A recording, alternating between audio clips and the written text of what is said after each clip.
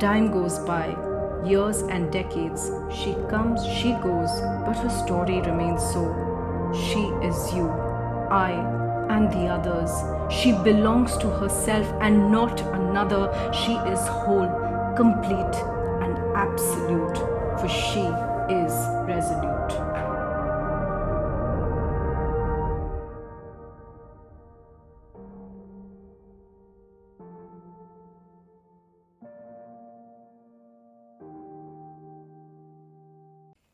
Hello and welcome to She Is Resolute. I'm your host Suvarna, and our endeavor on this show is to showcase conversations of grit and growth for the determined modern woman willing to take complete ownership of her life and her mindset.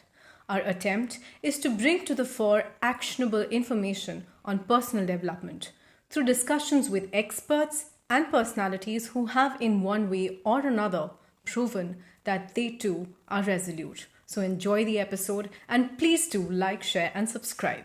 Are you someone who really wants to do community service but felt that because of your busy schedule, you're unable to find the time? Well, our guest today is Aarushi Batra, who has not just done a balancing act, but in fact has mastered both spaces of community work and business with equal finesse. In addition to running a successful family business in automobile manufacture, she is the founder of Robin Hood Army, a nonprofit organization spanning 217 countries and over 86,000 volunteers, with a powerful mission of collecting surplus food from restaurants and serving it to the lesser fortunate so that no one sleeps hungry. While having served over 66 million meals until now, Robin Hood Army has instituted the Robin Hood Army Academy, which empowers over 7,000 street children with primary education in 102 cities. The most remarkable feature of the Robin Hood Army is that it's completely driven by the volunteer base and does not accept any monetary contributions. A two-time TEDx speaker, Aarushi is a determined woman that dons many hats. And what's even more inspiring is that she's able to do all of this remotely from New York, where she now lives.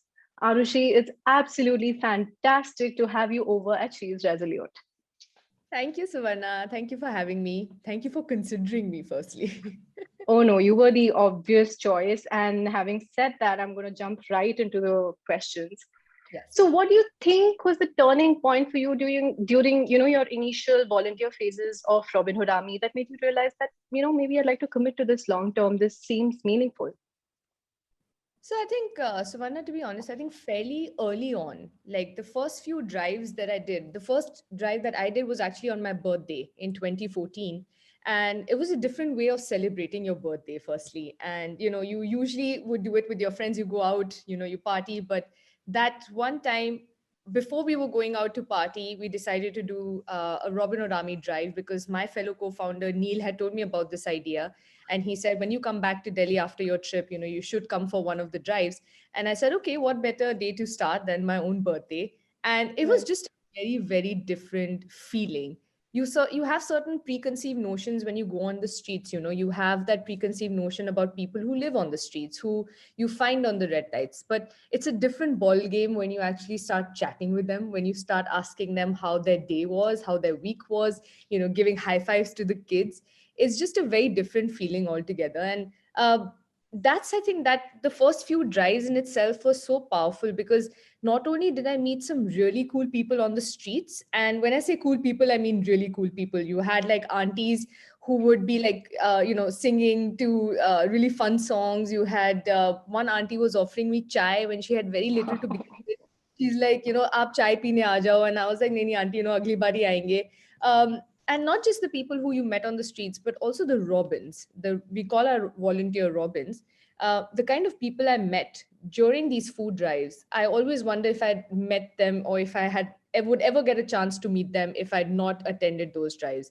I was able to make some really, really good friends. We are friends because of the Robin Hood Army drives that we did, and we've formed almost like a sort of like a lifelong bond. So I always wonder if I'd gotten a chance to meet these incredible people coming from different walks of life, different expertise. So that also was a very good turning point for me, that I'm meeting new people. I'm getting to experience things that I've never experienced before. And I also started managing social media for Robin me very early on. From like probably the first two drives, Neil in fact told me that you know how to take a selfie, right? So you can manage our social media. And I'm like, okay, they're not the same things, but sure, I'm going to give it a go.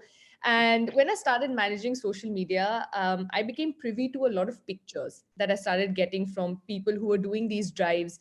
We call them food drives. And I started seeing these pictures and started seeing the impact that this was having. And we were all a bunch of working professionals, right? Meeting on a Sunday for a couple of hours. And just to see that those 2, 3 hours leading to, someone just getting convinced to go to school, or someone just getting convinced to, have a smile on their face, both ways, was just something very nice for me to see. And it was a very fulfilling experience. So very, very early on is when I decided that this is something I would like to do for the long term. That's fantastic because you're 7 years in right now. And it seems like, you had that compass shift at the beginning itself because it takes time for some people to commit, to that extent. And I really appreciate the work that you're doing. Interestingly, your formal education is completely in business and economics. You've done your master's in economics from London School of Economics, and you are running a family business in the automobile industry. So, did you have any plans to join the corporate setup, or was it always part of the family business? Was volunteering for a massive organization part of the plan? How did this happen? So, actually, it's a funny story because even though I did do commerce in school, I did economics for my bachelor's and I did management for my master's. And Wow. I never really had, even if you would ask me when I was 7 or 8 years old, I never saw myself in a corporate setup. I never saw myself or planned for myself to be in a corporate setup. I did have certain academic goals, if you can call Mm-hmm. them. So I did have those. But when I passed out or graduated out of LSE, I had basically two thoughts in my mind. The first thought was, I want to try for jobs in the editorial sector. So I had dabbled in certain, like, being in part of the editorial board in your school. I was part of the editorial board in college as well as in LSE. And I just liked the process of, ideating, of content creation, the back in the day content creation. And making sure that you can feel it in your hands. I really, really like that feeling, and I thought that I would give certain editorial jobs a chance in the UK. But I was obviously limited because of sponsorship of visas in that industry. And while a lot of my fellow members of the cohort, they were sort of going for consultancy jobs, and that seemed the norm. For me, I think I probably gave in a 50% to myself, saying, okay, just try to see if you get editorial jobs. That became quite difficult. But then I think the reason I probably put in only 50% was because I was equally happy about what my second thought process was, and that was to join the family business. Right. And like any other child, right, who's seen his or her parents go through just the whole aspect of being first generation entrepreneurs. And I include my mom in this mix as well, because even though my dad, let's say, did set up the business and everything, but you can't do it without having a strong support from your fellow partner. And I that's why I tell my mom, 100%. yeah, that she's a first generation entrepreneur as well. So I just saw that the kind of sweat and soul that they put up in the company. And we used to talk shop a lot at the dinner table. And both my brother and I, we loved visiting. We are part of the automotive sector, so I loved visiting my dad's workplace. And I think back of my mind, I was very thoroughly convinced that this is something that I wanted to do for my parents. And when my brother decided not to join the family business, and that sort of probably, my dad always had an inclination that I might. But when my brother decided to not join the family business, I think I became stronger in my opinion that I wanted to join, and I wanted to sort of carry on the legacy that my dad had sort of set out to, do. And I gave myself 6 months. I told my dad, I'm coming back to India. I'm going to take 6 months to understand if it's really my thing, because it was so different than what I'd obviously my initial thought or what I'd even studied for. And I said, okay, give me 6 months. If I find myself, enjoying work, I'm going to continue. And we're here 7 years now, and I absolutely love what I do, and the kind of changes or just what you learn. You can't compete with that. So absolutely love it. Also, You know, I actually, love. sorry, I love being part of of a male dominated industry. Like it's just, it gives me that inner, thing to just grow and challenge and grow. And every time I see a Mr. Batra in my email inbox, I'm motivated so much more to just make sure that I'm part of the industry. You know, what I love about what you said is the fact that you didn't jump right in. You gave yourself 6 months to try and assess your interest and your passion, and the fact that you've sort of had that subliminal conditioning from the time that you were a kid that, oh, this seems nice. This is something that I want to do. I like the fact that you gave it like a full shot before you decided, okay, I want to go all in. I love that. And now it's clear that you are the founder of a massive organization. And at the same time, you're running a family business, which requires, I mean, it's safe to say that both of these activities would require a lot of your time and energy. So, what were the adjustments in your lifestyle that you made to incorporate both of these aspects, like balancing your humanitarian mission and at the same time, balancing your work in your personal life? Right. I think, like for anyone who's probably dabbling in a couple of things, be it your work life as well as your family life, or someone like me who's, doing a 9 to 5 plus doing, part of an organization, a huge organization now, plus a family life. I think for everyone, the first is to accept the fact that you can still lead a mainstream life. You can still want all the material things in the world, but at the same time, you can equally focus yourself and your needs on a humanitarian cause, to your family as well. So I think first is to accept that, yes, we are dabbling with a couple of things and it is completely okay to do it. And you can balance your mainstream life and you can balance a humanitarian cause as well. And this just helps you to prioritize, it helps to maintain balance, and also take away that little bit of guilt that might come across, that, oh, my time is being, am I sacrificing from this place to that place? So first is just to understand and, be okay with that. Secondly, I think, we've come to realize, and we always say that to be part of RHA, you have to have a very strong support system. You are, yes, you are people on the field, but people who are off the field, as I said, your family members, they let you do what you really are passionate about. So I think from fairly early on, my family, my partner, my friends, they realized that RHA for me was not just something I did on a Sunday. For me, that Mhm. was a way of life. So if that meant that I had to take certain con calls during our holidays or miss certain Sunday family dinners, or just tabulate certain, Day drive numbers during my bachelorette. My friends were very chill about that. I took about half a day to be like, I know it's my bachelorette. I know we're here for 2 days, but I just need, half a day to, process this whole thing. And uh, so I think my support system in general is very, very switched on, and they appreciate that. And I think I can say that for most of the Robins who are part of it, that who are managing work, who are managing jobs, for them it's just a matter of explaining how passionate you are to your colleagues, to your, family members, and, they give you that lift. They're your biggest champions, they're your biggest PR. That's what I say, your mom is your biggest PR. You have something and the next thing you know, it's on WhatsApp groups with all your, aunties. So, so that's just how I think I kind of manage. Yes, certain, weekdays are longer than, for many people. Sometimes you're in two places mentally at one point. Sometimes you have to sacrifice certain things, but, the more guilt you feel, I think you'll just deliver even lesser and lesser. So, first is, I think, understand, yes, it is possible, take away that guilt, prioritize, maintain that balance, and, be okay with the fact that, yes, there will be sacrifices for either, for your family, for your work, for your NGO, whatever it is. So I can't say I'm a workaholic, but I'm working on being more efficient with my time, is what I would say. That's fantastic. I mean, do you have a system where maybe you allocate a certain number of hours to RJ and a certain number of hours to your work?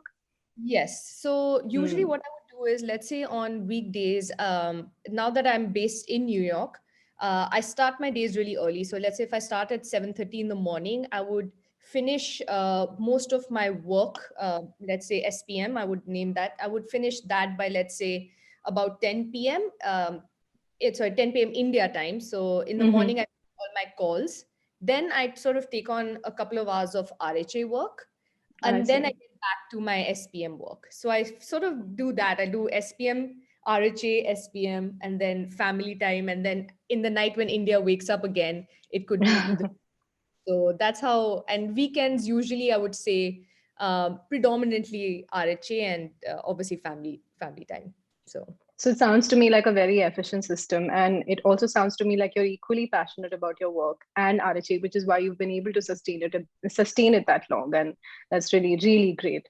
But like you're human, and it's been 7 years now that you've been doing, or nearly 7 years now that you've been doing RHA, and 7 years that you've been working. Have you had instances where you felt like giving up? And what did you do in those situations? And when you felt like giving up, what did you do to continue to persist? um to be honest, Savannah, I never thought of giving up in Hmm. the true sense of the word. I never thought of giving up. But I have had moments of self doubt. I've had moments where I've been like, am I adding enough value to my company? Am I adding enough value to justify me having that co-founder tag? Am I justifying the family time? And I'm also, now I'm newly married, so that sort of, um, adds on. So I've had moments of self-doubt, never quitting, because I think, again, as I go back and I give a lot of credit to, people around me, and also my fellow co-founders. If I do take Robin Odami, for example, there have been moments where I've been like, am I doing enough projects? Am I adding enough value to the organization? And especially now that I am in New York and I'm not able to go on the field so much, not able to do food drives in the true sense. So I do feel sometimes, am I doing enough? And even with the company, sometimes I'm like, is it me just taking am I giving one aspect of my life way too much importance and not the other? So I've had those moments, but never quitting as such. As I said, I'm crediting my friends and family for it, who are always there to, I have a very very very open communication channel with my fellow co-founders, with my dad, with my partner as well. They help me get back on track. So it's never quitting. It's just, am I doing enough? I think that, and I guess that goes with anyone. Everyone goes through that at some point. No, surprisingly, there are some people who don't feel as much self doubt, but I've seen people who are achievers particularly feel that self doubt sometimes, and particularly feel like maybe they're not doing enough. So, what has been your self talk in those tough times? And can you run us through that self talk? um So, I mean, there are moments when I feel that there is a moment of self doubt. As I said, I think an open communication channel with your colleagues is super crucial. So, for me, let's say if at some point with Robin Odami, I'm feeling a little like, am I doing enough?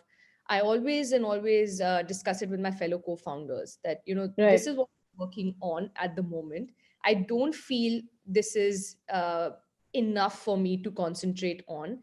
I might need more projects, and not just more projects, but more qualitative stuff that I can really use my, whatever I've learned so far from work or from the field or from just education wise. What can I do which will take RHA from, if you're at 10, what will it do? What will it take it to? It needs to take it to 20. So I sort of have that communication with my fellow co-founders that I want to take more on, but something that challenges me to take the organization that much higher. And even the same thing with my dad as well. If there are moments where I feel that I'm, not motivated, down and out, I always have a chat with him saying that this is what I'm feeling right now. And it did take time for me to get to that stage with my dad, because they Hmm. come from a different generation. They Right. he is a family workaholic, meaning that he is a workaholic, but he is in, equally passionate about the family. So having that sort of communication with your father was a little difficult for me to get used to. But I think we've now reached that stage where we're both open with each other. So open communication channel is fantastic, that you should have. Second is that whenever I feel rough, there's a moment of self doubt. I first, and this is what has worked for me, I first admit to the fact that yes, I am going through something like this. It is okay. Hmm. Human. You get, as you said, like everyone does go through something like this. You're human, deal with it. You're not Mm-hmm. superwoman where you have had to. I think the biggest folly that we do this these days is that we feel that everything should be under our control, and if it's not, then we are doing something wrong.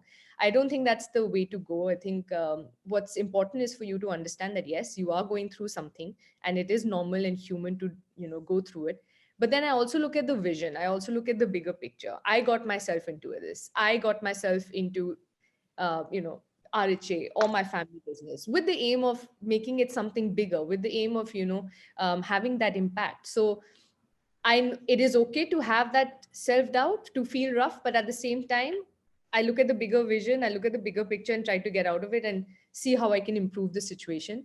And what I've started doing now is, and it's sort of like a mind training trick. I don't know if it's a thing, We'd but love to hear it.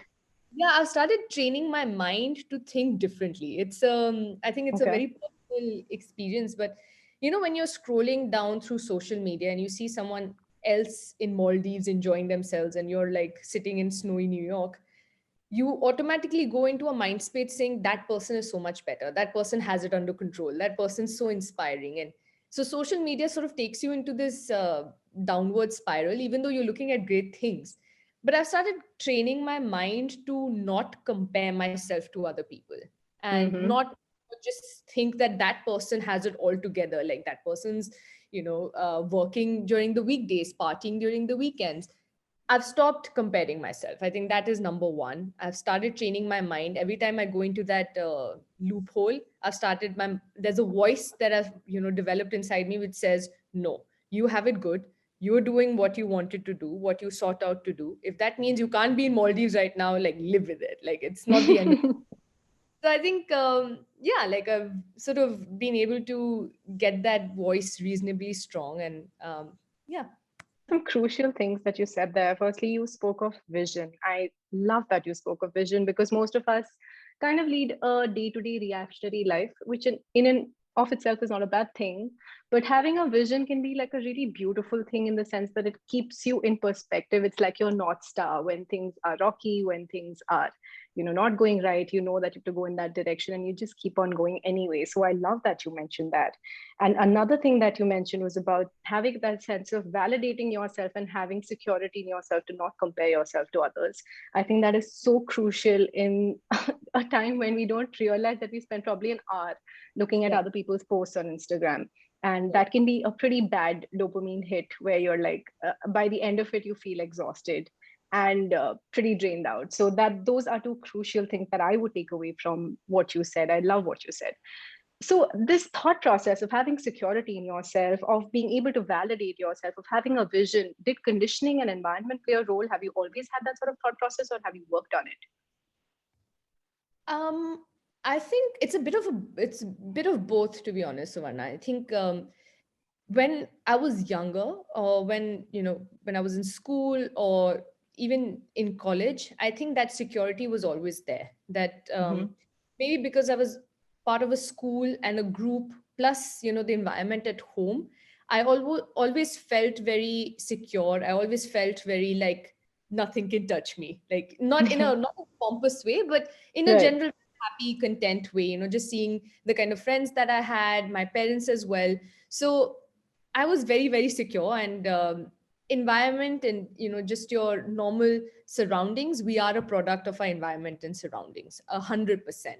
And I Mm-hmm. have to say that it just seeing my parents put in that work ethic, just seeing my parents put in everything that they had into the business, or not just business but just acts of kindness, helping family members or helping beyond family.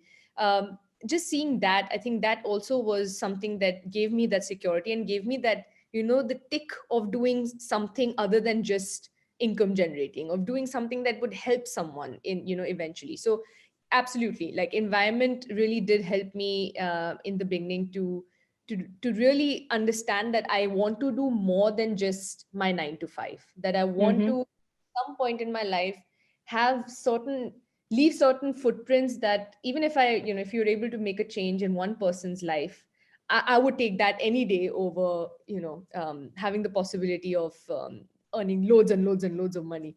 So that's that also. But I mean, koi de nahi raha mujhe.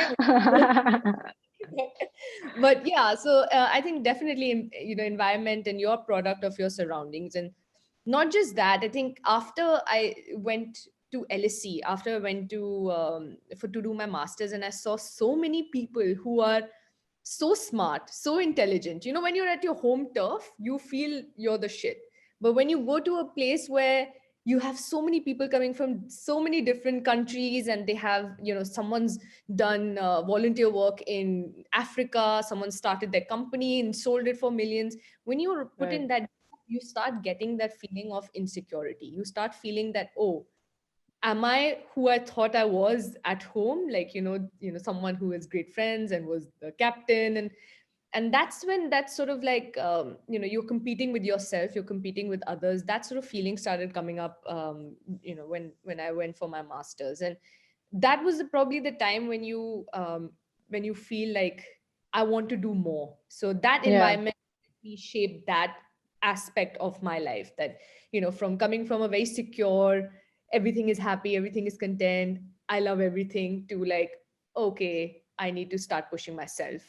To now, I think, cut to now, I think it's just meeting people like you through Robin Hood Army, or just talking to my colleagues, and seeing just how nice it is for people who put in their hard earned time into something like this, into a humanitarian cause, just makes me realize that, it's that sort of now is shaping my environment and shaping my thought process. Like, if they can put in their hard earned time, then yeah, then why not me? So I totally resonate with what you just said. And yeah, yeah, 100% I agree.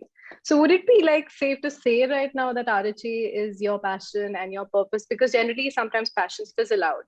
But for you, clearly it's something you've sustained for a long time. And what process did you follow to really come to this realization that this work gives you a sense of purpose in life?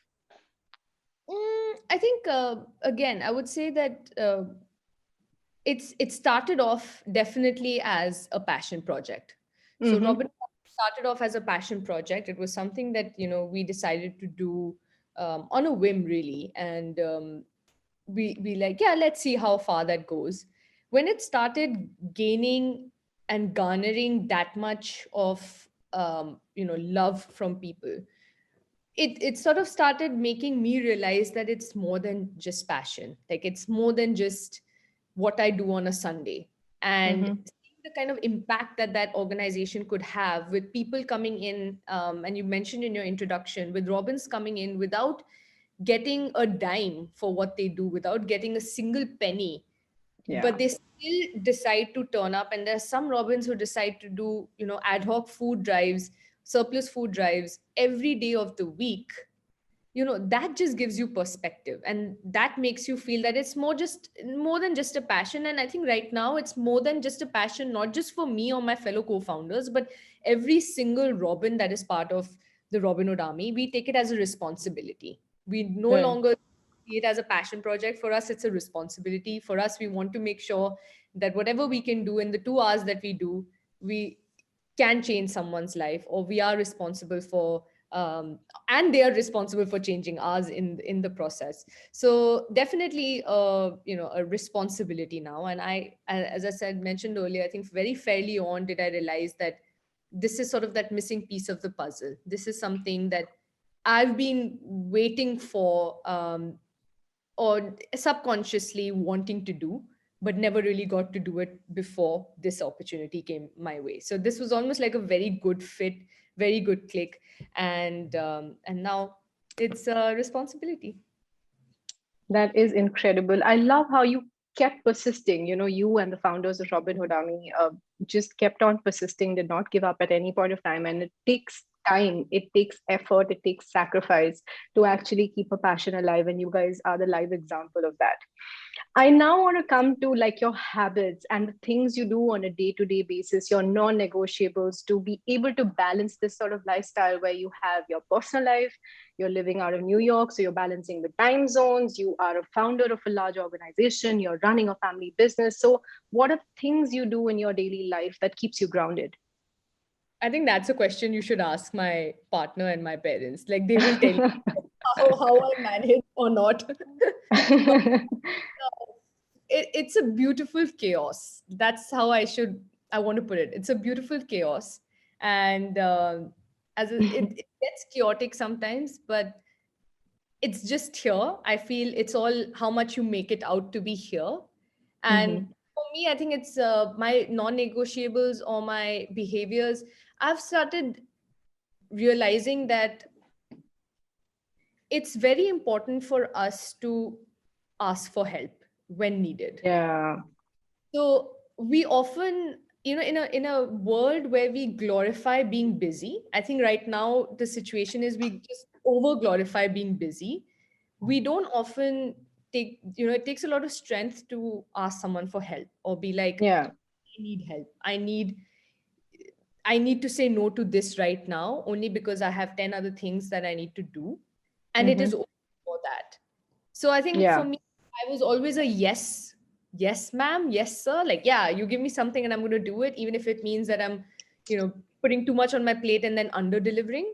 I have sort Mhm. of started realizing that it's important to say no when you have to say no.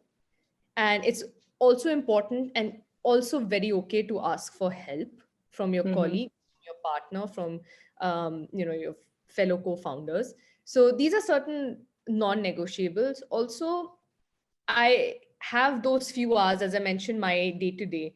Those are my non-negotiable. That's my time where I know that I'm Right. going to from 7:30 in the morning to 5 p.m. if I have to. I'm just going to do all out what it takes to give it my all. But also Mhm. okay to take a holiday, to take a and we've started doing that. In fact, we started taking certain mental health days, and that was a Mhm. we never had even when RHS started because he was so like, oh, it's growing, we need to do more, and you're almost always on steroids, and we treat life as a startup, as you know, right?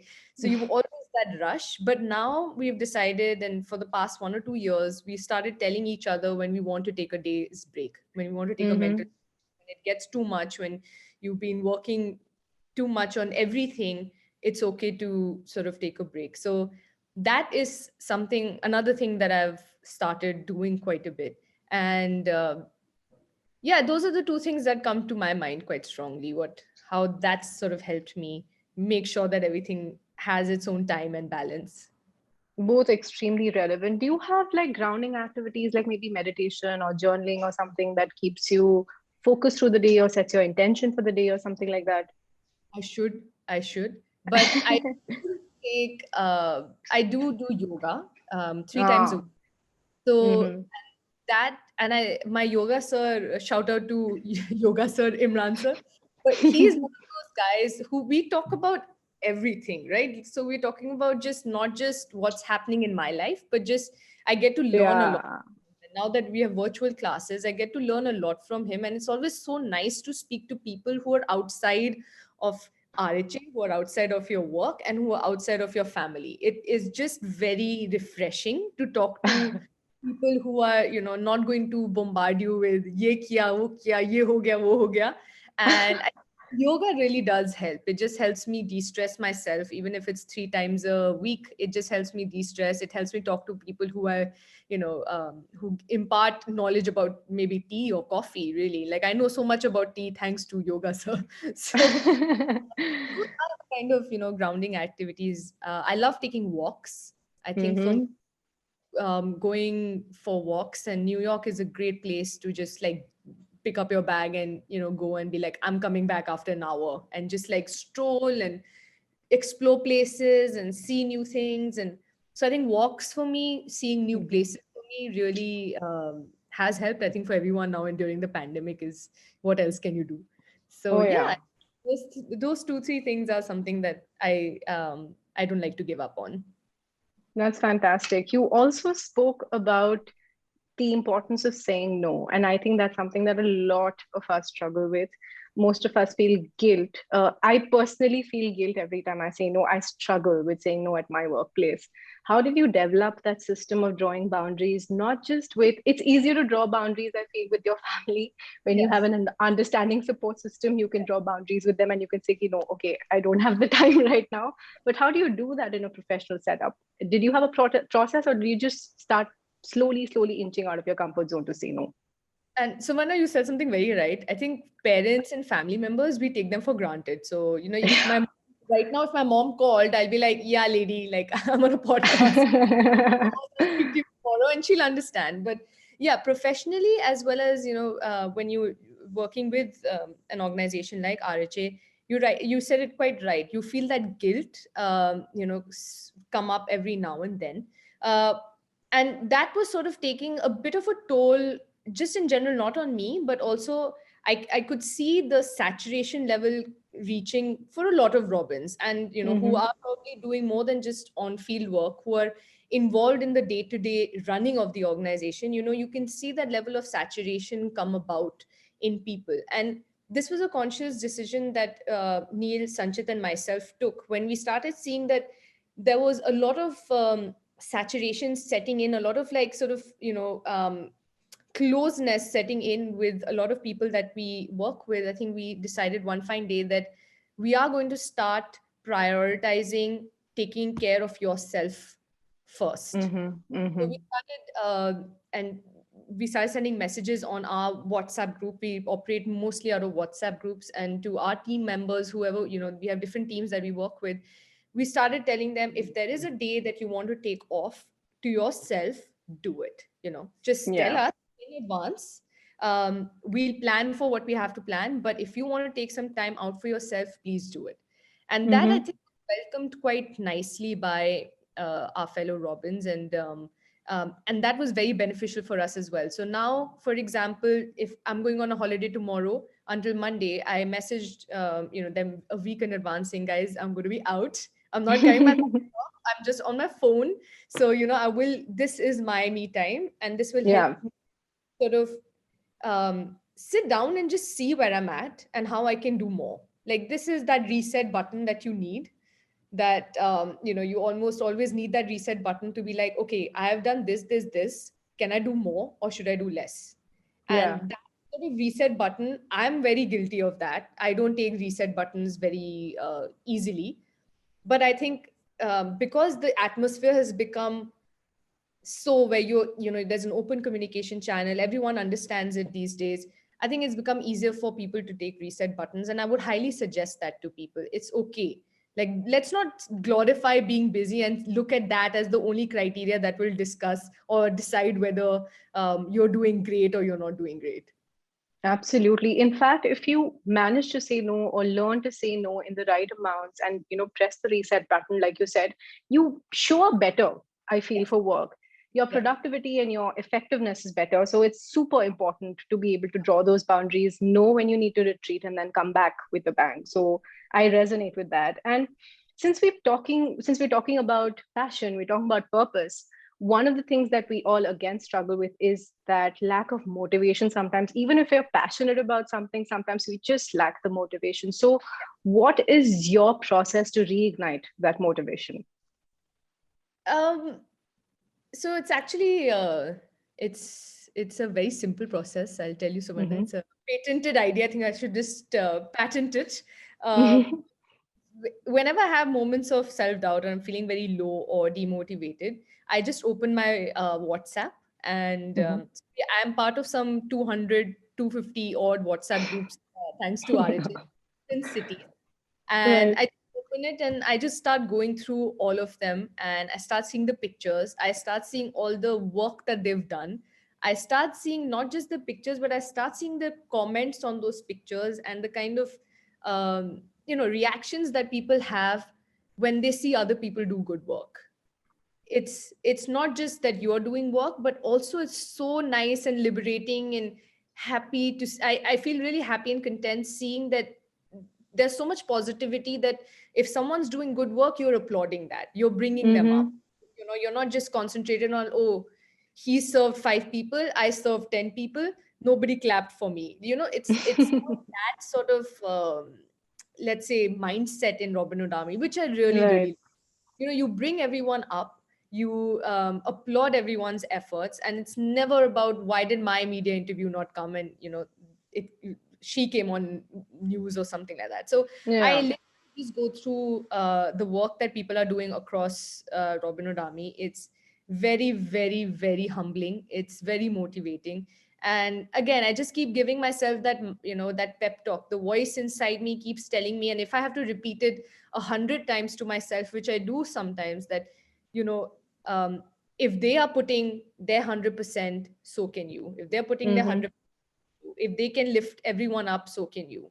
So it's something that I've sort of, I'm training my mind to do, training my inner voice to become slightly stronger and not just get swayed with, demotivation and negativity. So I think that's something that works for me. I love that you have a process and you have a proper actionable thing to do when you have to reignite your motivation, because a lot of us think that, okay, motivation will happen. No, motivation has to be generated. And once you generate motivation, you need to create momentum. And that is how the cycle keeps going on and on. So your method is absolutely bang on. And So like I was, in fact, when you say, I just remember something, it could be very different for different people. I think as you said, motivation has to be generated. You could right. seek motivation from such different things. For me, it's looking at my phone and seeing all the work that people are doing across. But for a lot of people, I know that, even for my husband, for that matter, for him, motivation, looking at TED talks of people who are part of his similar field, looking at Mm-hmm. TED talks, listening to podcasts, just reading the news on certain people who are part of his field doing great work. I think that is something that could work for him. So Yeah. yeah, you have to find that one thing that works for you, and also you convince yourself that you have to get out of this demotivation mode. Like, you have to Hmm. convince yourself, let's get out of it, let's change the situation, we can change the situation, it's baby steps, it's fine. But I think it has to come from within to be able to, you can watch all the TED talks in the world, but Yeah. voice is strong enough to tell you we can get out of this. I think that would work wonders as well. Yeah, absolutely. Basically, the stimulus to motivation is action. You have to take some form of action to get you to a point of feeling motivated. So, whatever you said was absolutely bang on. What would your guidance to be to women who want to do meaningful and mission driven work in spite of having busy lifestyles? I think less and do more. um, Yeah. that's sort of a mantra, not just for women, just in general, that I've come to realize being part of two organizations. Think less, do more. Um, we have all the resources that we need today. We have all the information that we need today, and Yeah. matter of just taking that first step and then not looking back. Yeah.